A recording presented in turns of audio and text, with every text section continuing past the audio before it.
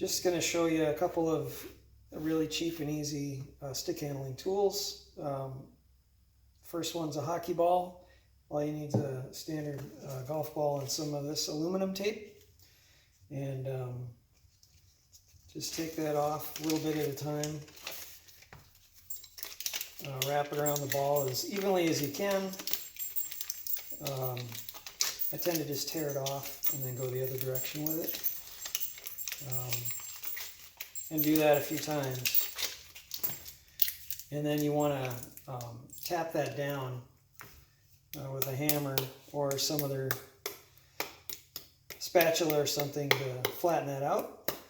Otherwise it's going to move around on you a lot.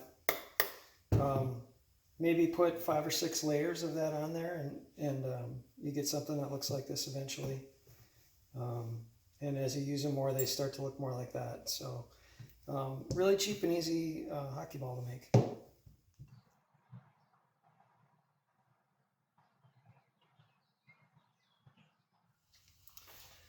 All right, so we have our hockey balls made.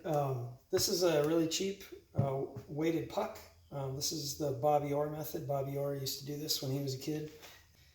You just take your puck. I'm going to take the Magic 8 ball here so I know that this is a weighted one. And you might want to spray paint them or something just so you know the difference. But just take a nail that's shorter than the diameter of the puck and pound it in there.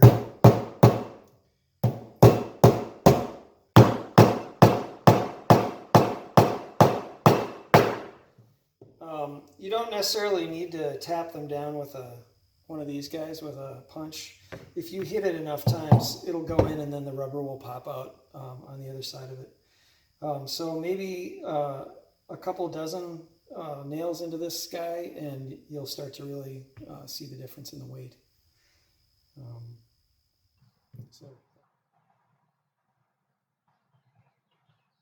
Coach Marty here again.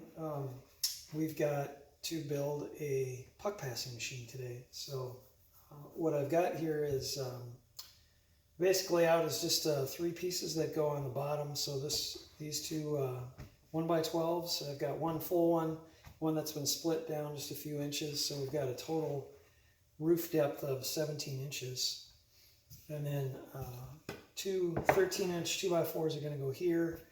And this treated 36-inch piece is going to be here. It's a little bit heavier, gives us some weight. And then this exercise band is going to go around the outside. And then that will, you'll notice that you want to use a heavy duty or a medium duty band that's just slightly less than the thickness of the 2x4.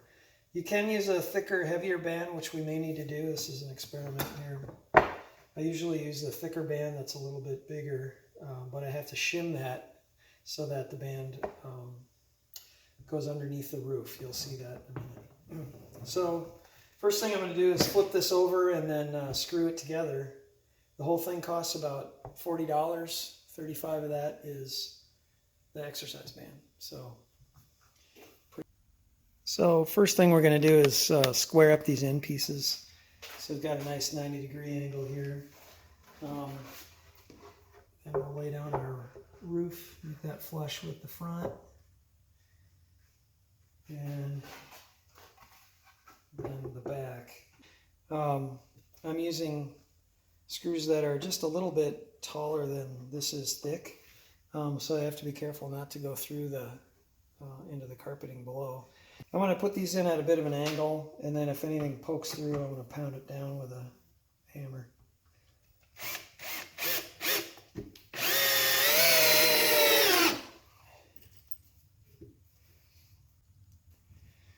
Alright, so we've got that all screwed down now, and that's what it looks like from the bottom.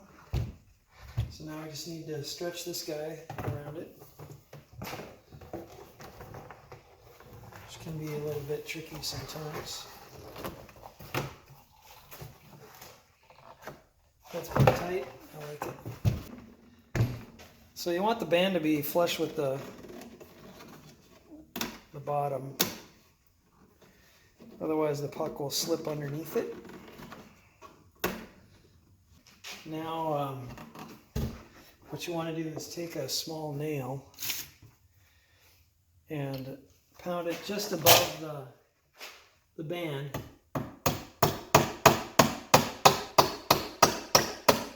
And then pound it down so that doesn't come off. Alright, that's it. So let's go give it a try and see if it works. Alright, I've got one of our puck passing pucks that we built earlier. And it's got pretty good kickback.